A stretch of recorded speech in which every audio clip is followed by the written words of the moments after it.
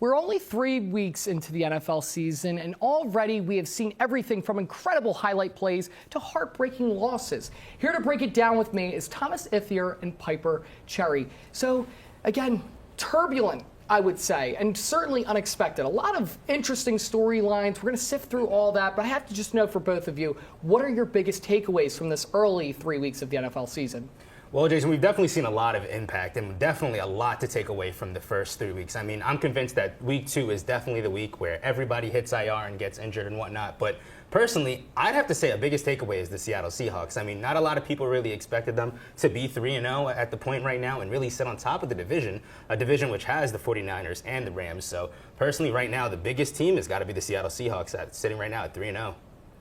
I got to say my biggest takeaway is that all these teams that you expect to perform really highly are not looking too good. Baltimore, Dallas, the 49ers, they're all starting off 1-2. Even the Chiefs, who are 3-0, are barely scraping by with their wins. So it looks a little rough out there for the teams you think would be stellar. It certainly does look rough. And one of the teams, it's almost like you read my mind here, the 49ers. You know, we thought coming into this season they were going to just roll through the NFC. It seemed like a weaker year for the NFC. They've now run into the injury bug, as have the Miami Dolphins. Both of these teams going into the year, maybe Super Bowl hopefuls, but I need to know, who's in more trouble right now, the Miami Dolphins or the San Francisco 49ers? I would have to say it's definitely the Miami Dolphins. I mean, the 49ers for the past few years, they've always been having a bit of a slow start. There'll be times that they start 2-5, 3-5, and they kind of get it figured out later in the season when it's the postseason time. But personally, I'd have to say it's the Miami Dolphins, only for a lot of questionable things that they've done. They moved around a lot of defensive guys, even losing Vic Fangio and their defensive coordinator. But personally, now you have OBJ, who hasn't even actually played a single game, and you got Tua Tagovailoa, who's on IR and gonna miss at least 4 games. So personally, I'd have to say it's the Miami Dolphins that are in the most trouble. I'd have to agree with Thomas here. I definitely think the Dolphins are in more trouble. They don't have Tua, their number 1 quarterback. They're on their 3rd string at this point. You know, and they're in a tough division. They've got the Jets, who look like a real threat with Aaron Rodgers healthy, and they've got the Bills in the division. The Bills are always good. You know, and I think the 49ers are a very well-rounded team. Yes, they've lost McCaffrey. Yes, they've lost Deebo Samuel. But Samuel will come back, and Jordan Mason, who's playing for McCaffrey, has proven to be a really great runner so far. So I think they're in a much better position than the Dolphins. Certainly both teams hope to get healthy. Now, with that, I think it leaves a vacancy for the kingpin of the NFC right now.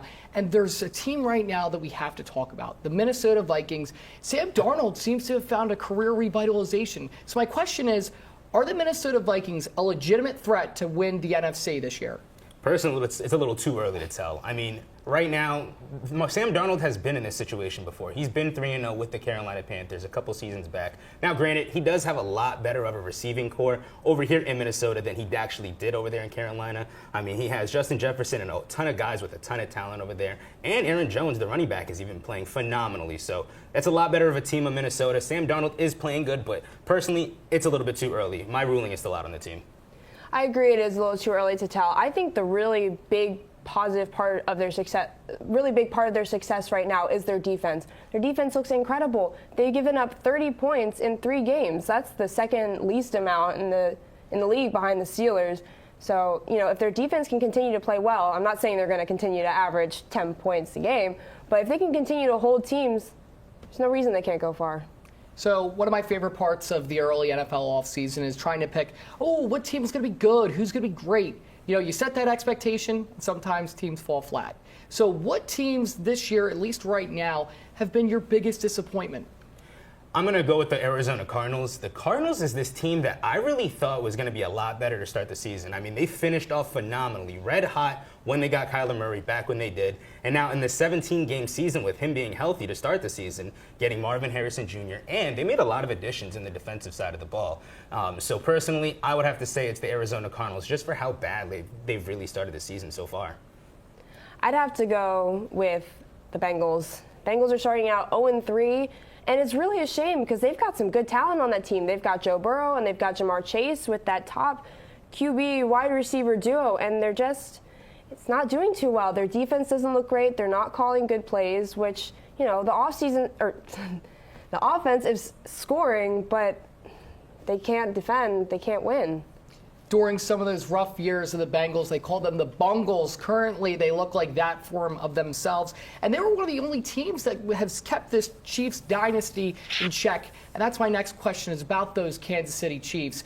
Do we think they have what it takes to become the first ever three-peat Super Bowl champion in NFL history? Personally, I'd have to say yes.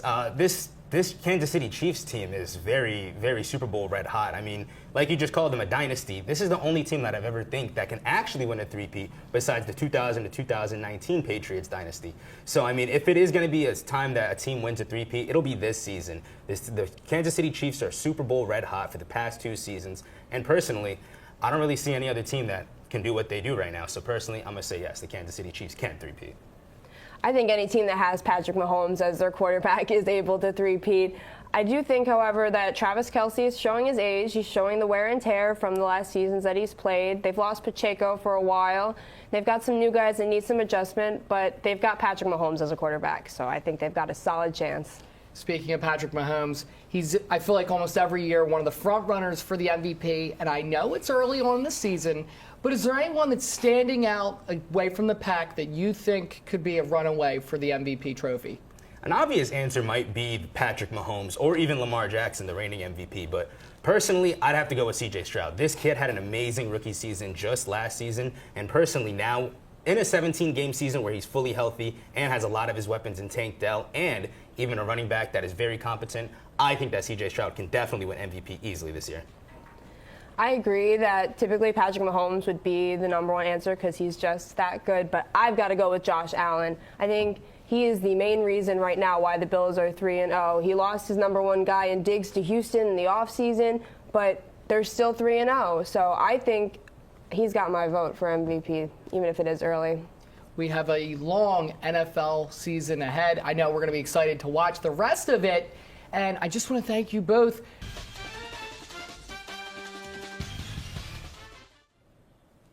Welcome back to Sports Beat, folks. We would like to introduce you to our newest segment, Roar or Bore, where we will give our hottest takes on the upcoming Hofstra athletics season. So let's get into it.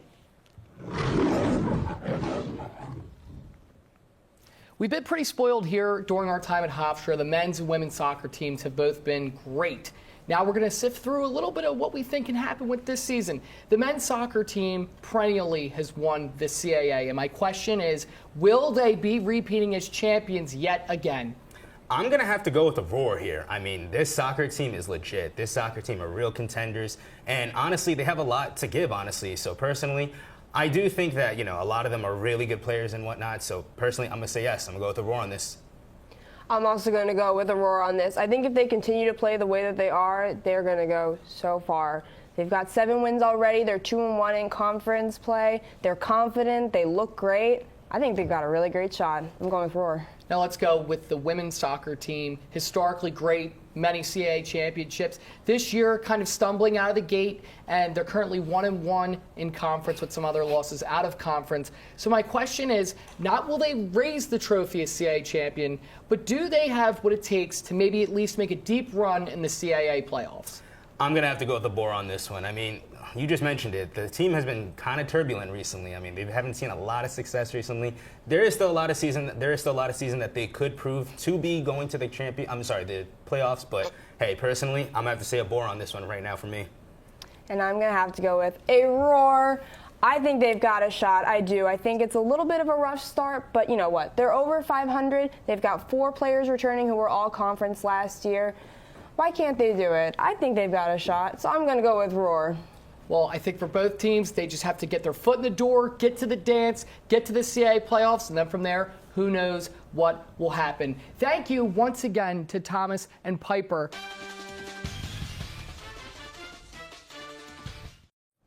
Welcome back to Sports Beat. Joining me once again to crown our Athlete of the Month is none other than Thomas Ithier and Piper Cherry. So, Athlete of the Month. We have a lot of teams, a lot of games that were played, and a lot of athletes. I know it's really hard to narrow it down to just one, but I'm tasking you with a really hard challenge. Give me your Pride Athlete of the Month. I'm going to have to hand the crown over to Jacob Woznicki from the men's soccer team. I mean, This kid is amazing. This kid has had such a great year so far. And honestly, he's such a great person to have on the field. He has great looks for his teammate, takes a lot of shots. And honestly, I'm going to say he's got to be hands down like one of the best players in September. So it's going to have to be Jacob Wozniacki for me. I've got to give it to Isadora Stagely. I mean, she just looks amazing. She's got the most kills on the team right now. She's got 7 games with double-digit kills. She's a beast on that court. She's also got a over 300 hitting percentage. She has my pick. All right, so I'm seeing the scales here, weighing them. Let me take Wozniacki. I'm going to give him Pride Athlete of the Month, reason being with a team that's nationally ranked and how good that they've played. He's really been one of the key contributors. And I think that to get to that level, to put this team up in that spot, obviously there's so many other people on the pitch, but what he's done has been tremendous. And I think, not to discredit Isadora, we got to give her her flowers too. She's had an incredible season, but just because volleyball hasn't done quite as good, I think that's why you have to give it to Wozniacki. But both of them, I think, could make deep runs at possibly being considered for first or second all-team CAA. We have a long season, and we have many more athletes of the month to crown throughout the semester. But that's going to do it for this edition of Sports Beat.